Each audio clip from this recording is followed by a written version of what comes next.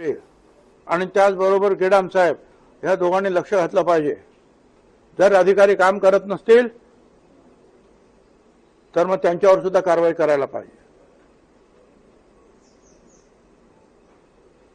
हे सगळे मोठे अधिकारी फक्त काय ऑफिसमध्ये बसण्यासाठी नाही आहे. कॉन्ट्रॅक्ट दिलं आणि मोकळे झाले असं नाही चालणार. तो कॉन्ट्रॅक्टर काय करतो आहे, एक बाजू तरी काम एका बाजूला चाललं तर एक बाजू खड्डे विरहित आहेत की नाही हे त्यांनी पाहायला पाहिजे ना. आणि नसेल त्याच्याकडून काम करून घेतलं पाहिजे.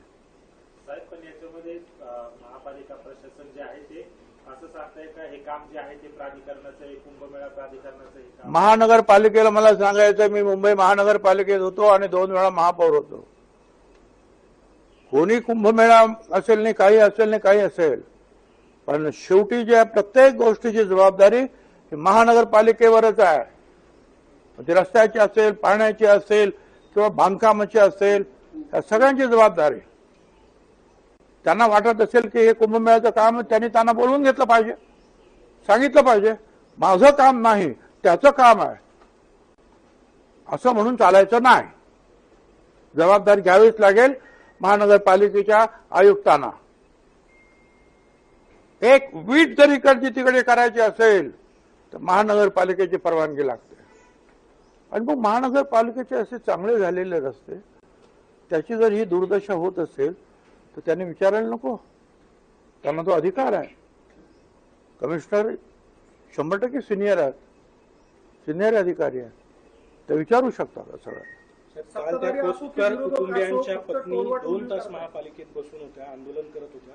2 तास कुठलाही अधिकारी, महापौर, उपमहापौर कुणीही त्यांना भेटायला आलं नाही. अरे बाबा, थोडं तरी जे आहे माणुसकी दाखवली पाहिजे. थोडं तरी जे आहे हे बघा, लोकांच्या असंतोषाची जी आहे वाट पाहू नका, एवढंच मला सांगायचं. इतिहास आपल्या पुढे आहे, आपण पाहतो. म्हणून अधिकारी असतील, महापौर असतील, उपमहापौर असतील, काय चुकलं असेल, कमिशनर असतील, डेप्युटी कमिशनर असतील तर त्यांच्याकडे गेलं पाहिजे.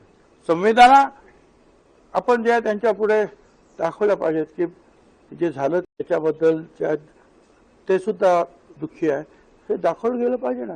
आता करा, तुम्हाला काय करायचं करा, मेले तर मरू द्या, बसायचं बसा, मग ठीक आहे. मग एक दिवशी मग सगळेच येतील तिकडे. साहेब, पालिकेतले अधिकारी, सत्ताधारी आणि विरोधक हे सगळे एकमेकांवर टोलवा टोलवी करताय. खड्ड्यांची माझी हे पहा, हे नगरसेवक असेल किंवा महापौर जे आहेत यांना प्रत्यक्ष एक्झिक्युटिव्ह पॉवर्स ज्याला म्हणतात त्या पॉवर्स नाही आहेत. ह्या सगळ्या पॉवर्स ज्या आहेत त्या कुंभमेळ्याचे काम करणारे जे कोणी आयुक्त असतील ते, आणि त्यापेक्षा या शहराच्या ज्या आयुक्त आहेत ह्या दोघांच्या ज्या पॉवर्स आहेत ह्या सगळ्या. नगरसेवक सांगणार, विनंती करणार, महापौर विनंती करणार, शेवटी एक्झिक्युटिव्ह पॉवर कुठे आहे? बाकीचे नगरसेवक, महापौर हे डेलिबरेटिव्ह विंग्स आहेत, डेलिबरेशन करणार, चर्चा करणार. शेवटी जे एक्झिक्युशन कोण करणार? एक्झिक्युशन हे अधिकारी करणार. तुम्ही म्हणता नागरिकांमध्ये रोष वाटतो. आता काही नागरिक आंदोलन करण्याच्या तयारीत आहेत. प्रश्न विचारला जातोय की नाशिकला मंत्री असून पण काही होत नाही. आपल्याकडनं आता नेमक्या काय सूचना राहणार आहेत? आणि मी जे सांगायचं ते सांगितलं.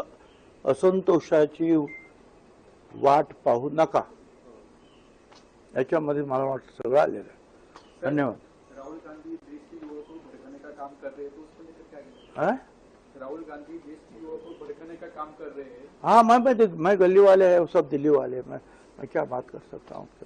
एफडीए कडनं कारवायांचा धडाका लावला जातोय. शाळेंच्या संदर्भाने देखील आता नियम त्यांनी सांगितलेले आहेत की परिसरामध्ये शाळेच्या जंक फूड अशा गोष्टी विकू नये ज्याने विद्यार्थ्यांना त्रास होतोय. मोठ्या प्रमाणात कारवाया होता. आपण मंत्री म्हणून त्या विभागाकडे कसं पाहता? मी म्हणतो, बऱ्याच वर्षांनी या विभागाला जाग आल्यासारखं वाटतं आहे. सुरुवातीला एकदा झगडे साहेब होते, ते याच्यावर काहीतरी हालचाल करायचे, कारवाई करायचे. ही जी काही आलेले होते ऑपरेशन्स वगैरे फॉल्टी होते ते, त्याच्यावर त्यांनी बोट ठेवलं. शेवटी ते इंटरनॅशनली कबूल करावं लागलं सगळ्यांना की नाही हे फॉल्टी आहेत म्हणून. तर त्याच्यानंतर तुकाराम मुंढे हे एकमेव असे अधिकारी भेटलेले आहेत. ठीक आहे, कुणाला वाटेल हा फारच जास्त करतोय, कुणाला त्याचा राग येईल, परंतु सर्वसामान्य पाहिल्यानंतर परदेशामध्ये, अमेरिकेमध्ये, सगळ्या ठिकाणी अशा रीतीच्या काय गोष्टी असतील, भेसळ असेल किंवा अस्वच्छता असेल तर फार कडक शिक्षा आहेत आणि कडक कारवाई त्याच्यावर होते आहे. आणि इथे आपण काही करतो, काही खायला देतो, कसलंही दूध आपले मुलं पित आहेत, किडण्या खराब होत आहेत. हे सगळं जर थांबवायचं असेल तर तुकाराम मुंढे यांना सगळ्यांनी पाठिंबा दिला पाहिजे असं माझं मत आहे. कारण त्यांनी जे सांगितलं ते बरोबर आहे. हे जंक फूड जे आहे हे खाल्ल्यामुळे मुलं वाटतात खूप जाडजूड, परंतु त्याच्यामध्ये एक आजारपण लपलेलं आहे हे आपण लक्षात ठेवलं पाहिजे. त्यामुळे ते काय करता आहेत त्याला सगळ्यांनी सपोर्ट केला पाहिजे. चुकलं तर सांगावं की बाबा हे तुमचं चुकत आहे, हे इथे असं करू नका. पण म्हणून त्याला एकदम त्याच्यावर काही लॉबीज आहेत.